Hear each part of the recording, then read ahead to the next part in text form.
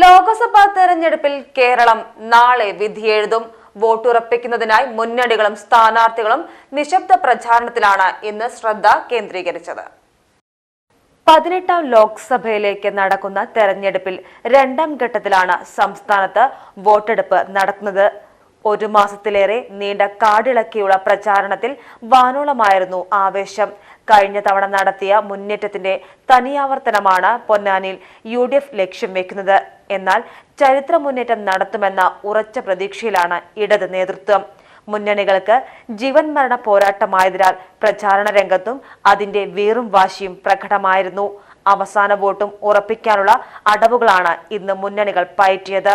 പ്രചാരണ കാലയളവിൽ വിട്ടുപോയ ഇടങ്ങളിലെത്തിയും പ്രധാനികളെ അവസാനമായി ഒരിക്കൽ കൂടി കണ്ടും സ്ഥാനാർത്ഥികളും വോട്ടുറപ്പിക്കും.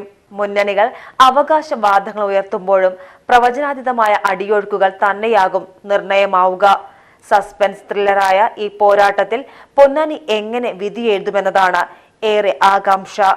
ജൂൺ 4 വരെ കാത്തിരിക്കണം ആ ആകാംക്ഷയ്ക്ക് വിരാമമുണ്ടാകാൻ. സുഗമമായ വോട്ടെടുപ്പിനായി പഴുതടച്ച സുരക്ഷയാണ് പോലീസ് ഒരുക്കിയിരിക്കുന്നത്. ഓരോ പോലീസ് സ്റ്റേഷൻ കേന്ദ്രീകരിച്ചും 2 വീതം പെട്രോളിംഗ് ടീമുകൾ ഉണ്ടായിരിക്കും. തെരഞ്ഞെടുപ്പ് ദിവസം ദ്രുതകർമ്മ സേനാ സംഘവും പോലീസ് സ്റ്റേഷനുകൾ പ്രശ്നബാധിതമെന്ന് കണ്ടെത്തിയിട്ടുള്ള പോളിംഗ് സ്റ്റേഷനുകളിലും കേന്ദ്രസേനയെ വിന്യസിപ്പിക്കും. Page T news, Ponnani.